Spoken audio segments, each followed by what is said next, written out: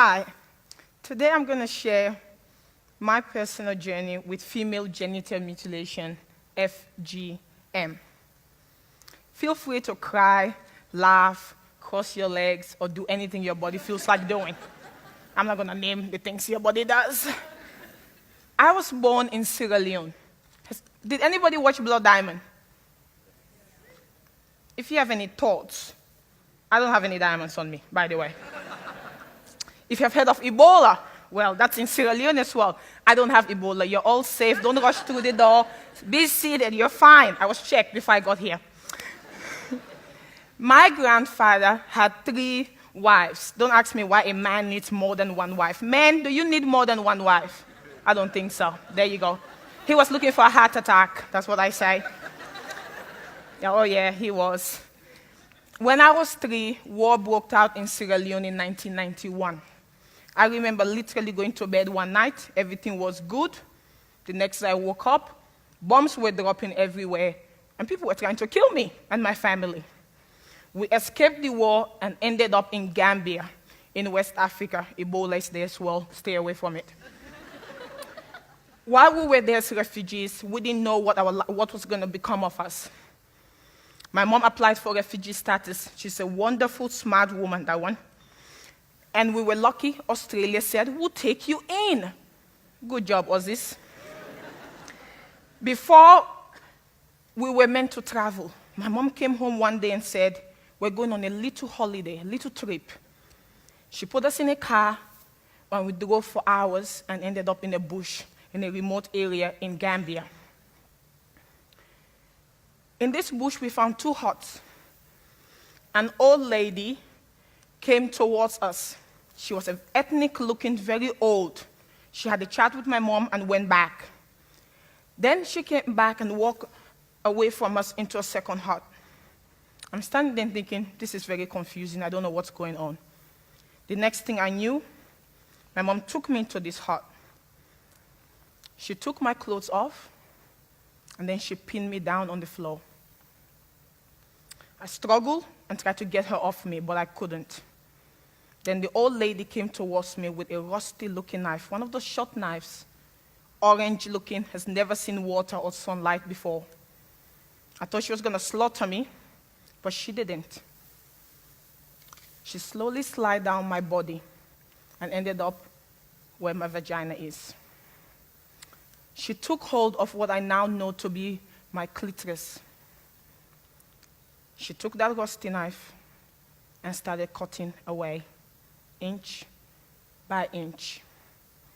I screamed, I cried, and asked my mom to get off me so this pain would stop. But all she did was say, be quiet.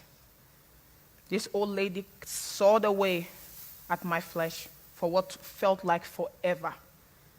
And then when she was done, she threw that piece of flesh across the floor as if it was the most disgusting thing she's ever touched.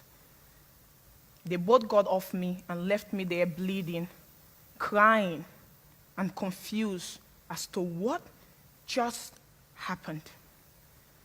We never talked about this again. Very soon we found that we were coming to Australia. And this is when you had the Sydney Olympics at the time, and people said we were going to the end of the world. There was nowhere else to go after Australia. Yeah, that comforted us a bit. Took us 3 days to get here. We went to Senegal, then France, and then Singapore. We went to the bathroom to wash our hands. We spent 15 minutes opening the tap like this. Then somebody came in, slid their hand under, and water came out. And we thought, is this what we're in for? Like, seriously. We got to Adelaide, small place. Well, literally, they dumped us in Adelaide, that's what I would say. They dumped us there. We were very grateful.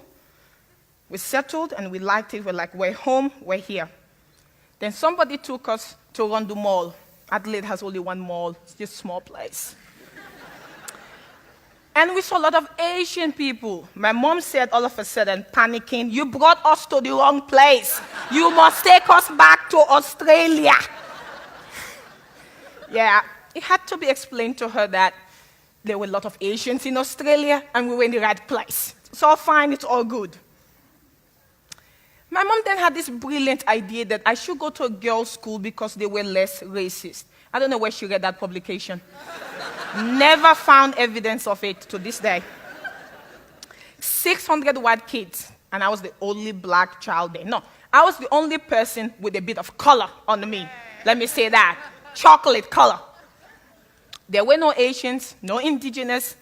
All we had were some tan girls, girls who felt the need to be under the sun. Wasn't the same as my chocolate, though, not the same.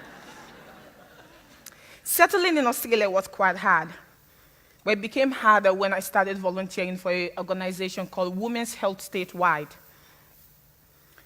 And I joined their female genital mutilation program without any awareness of what this program was actually about, or that it related to me in any way. I spent months educating nurses and doctors about what female genital mutilation was and where it was practiced: Africa, Middle East, Asia, and now Australia and London and America, because as we all know, we live in a multicultural society, and people who come from those backgrounds come with their culture. And sometimes they practice culture, they have cultural practices that we may not agree with, but they continue to practice them. One day, I was looking at a chart of the different types of female genital mutilation, FGM. I'll just say FGM for short. Type 1 is when they cut off the hood. Type 2 is when they cut off the whole clitoris and some of your labia majora, or your outer lips. And type 3 is when they cut off the whole clitoris and then they sew you up so you only have a little hole to pee and have your period. My eyes were drawn to type 2. Before all of this, I pretty much had amnesia. I was in so much shock and traumatized by what had happened. I don't remember any of it. Yes, I was aware something bad happened to me, but I had no recollection of what had happened. I know I had a scar down there, but I thought everybody had a scar down there. This had happened to everybody else. But when I looked at type 2, it all came back to me. I remembered what was done to me. I remembered being in that hut with that old lady and my mom holding me down. Words cannot express the pain I felt, the confusion that I felt. Because now I realized that what was done to me was a terrible thing. That in this society it was called barbaric. It was called mutilation. My mother has said it was called circumcision, but here it was mutilation. And I was thinking, I'm mutilated. I'm a mutilated person. Oh my God. And then the anger came. I was a black, angry woman. Oh yeah, a little one, but angry nevertheless. I went home and said to my mom, you did something. This is not the African thing to do, pointing at your mother, but hey, I was ready for any consequences. You did something to me. She's like, what are you talking about, Khadija? She's used to me mouthing off. I'm like, those years ago, you circumcised me. You cut away something that belonged to me. She said, yes, I did. I did it for your own good. It was in your best interest. Your grandmother did it to me, and I did it to you. It made you a woman. I'm like, how? She said, you're empowered, Khadija. Do you get itchy down there? I'm like, no. Why would I get itchy down there? She said, well, if you were not circumcised, you would get itchy down there. Women who are not circumcised get itchy all the time. Then they sleep around with everybody. You are not going to sleep around with anybody. And I thought, her definition of empowerment was very strange. That was the end of our first conversation. I went back to school. These were the days when we had Dolly and Girlfriend magazine. You know, there was always the seal section. Anybody remember those seal sections? The naughty bits, you know? Oh yeah, I love those. Anyway, there was always an article about pleasure and relationships and, of course, sex. But there was, you know, it always assumed that you had a clitoris, though. And I thought, this doesn't fit me. This doesn't talk about people like me. I don't have a clitoris. I watch TV and those women will moan like, oh, oh. I was like, these people and their damn clitoris. What is a woman without a clitoris supposed to do with her life? That's what I want to know. I want to do that too. Oh, and all of that. Didn't happen. So I came home once again and said to my mom, Dolly and girlfriend said I deserve pleasure, that I should be having orgasms, and that, white men should figure out how to find the clitoris. Apparently, white men have a problem finding the clitoris.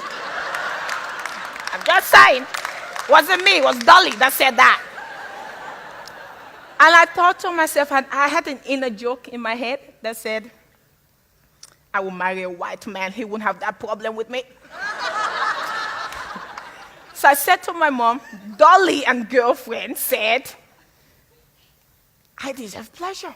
And do you know what you have taken away from me, what you have denied me? You have invaded me in the most sacred way. I want pleasure. I want to get horny, damn it, as well. And she said to me, who is Dolly and girlfriend? Are they your new friends, Khadija? Oh, it's like, no, they're not. That's a magazine, Mom, a magazine. She didn't get it. We came from two different worlds. When she was growing up, not having a clitoris was the norm. It was celebrated. I was an African Australian, though. I lived in a society that was very clitorocentric. It was all about the damn clitoris. And I didn't have one. That pissed me off. So once I went through this strange phase of anger and pain and confusion, I remember booking an appointment with my therapist. Yes, I'm an African who has a therapist. There you go. And I said to her, I was 13. I was a child. I was settling in a new country. I was dealing with racism and discrimination. English is my third language. And then there it was. I said to her, I feel like I'm not a woman because of what was done to me. I feel incomplete. Am I going to be asexual? Because from all what I knew about FGM, the whole aim of it was to control the sexuality of women. It's so that you don't have any sexual desire. And I said, am I asexual now? Will I just live the rest of my life not feeling like having sex, not enjoying sex? She couldn't answer my questions, so they went unanswered. When I started having my period around the age of 14, I realized I didn't have normal periods because of FGM. My periods were heavy, they were long, and they were very painful. Then they told me I had fibroids. They're like these little balls sitting there. One was covering one of my ovaries. And there came then the big news.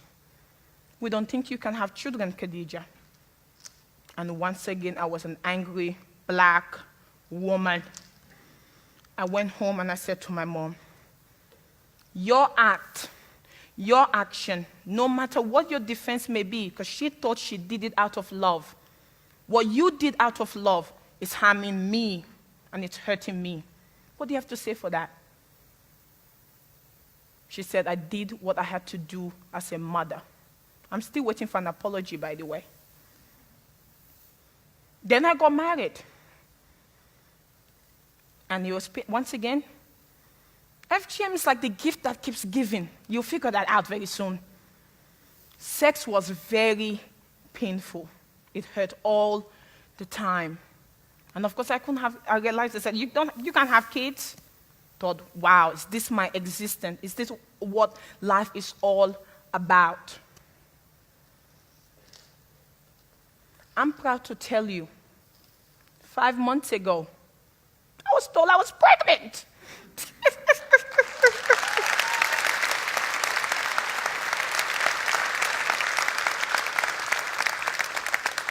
I am the lucky girl. There's so many women out there who have gone through FGM who have infertility. I know a 9-year-old girl who has incontinence, constant infections, pain. It's that gift. It doesn't stop giving. It affects every area of your life. And this happened to me because I was born a girl in the wrong place. That's why it happened to me. I channeled all that anger, all that pain into advocacy because I needed my pain to be worth something.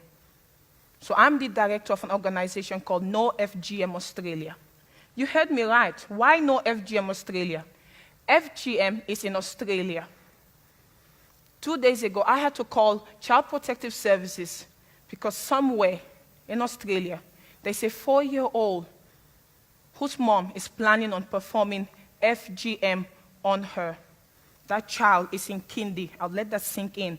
4 years old. A couple of months ago, I met a lady who's married to a Malaysian man. Her husband came home one day and said he was going to take the daughters back to Malaysia to cut off their clitoris. And she said, why? He said they were dirty. And she said, but you married me. He said, oh, this is my cultural belief. They then went into a whole discussion where she said to him, over my dead body, will you do that to my daughters? But imagine if this woman wasn't aware of what FGM was. If they never had that conversation, her children would have been flown over to Malaysia and they would have come back changed for the rest of their lives. Do you know the millions of dollars it would take us to deal with an issue like that? 1 in 3 children in Australia are at risk of having FGM performed to them. This is an Australian problem, people. It's not an African problem. It's not a Middle Eastern problem. It's not white. It's not black. It has no color. It's everybody's problem. FGM is child abuse. It's violence against women. It's saying that women don't have a right to sexual pleasure. It says we don't have a right to our bodies. Well, I say no to that. And you know what? Bullshit. That's what I have to say to that.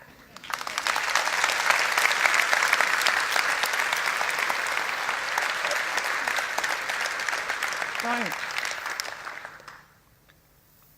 I am proud to say that I'm doing my part in ending FGM. What are you going to do? There may be a child in your classroom who is at risk of FGM. There may be a patient who comes to your hospital who is at risk of FGM. But this is the reality, that even in our beloved Australia, the most wonderful place in the world, children are being abused because of a culture. Culture should not be a defense for child abuse. I want every single one of you to see FGM as an issue for you. Make it personal. It could be your daughter, your sister, your cousin. I can't fight FGM alone. I could try, but I can't. So my appeal to you is please join me. Sign my petition on change.org and type in Khadija, my name, and it'll come up, and sign it. The aim of that is to get support for FGM victims in Australia and to protect little girls growing up here to not have this evil done to them. Because every child has a right to pleasure. Every child has a right to their bodies being left intact. And damn it, every child has a right to a clitoris. So please join me in ending this act. My favorite quote is, all it takes for evil to prevail is a few good men and women to do nothing. Are you going to let this evil called female genital mutilation to prevail in Australia? I don't think so. So please join me in ensuring that it ends in my generation. Thank you.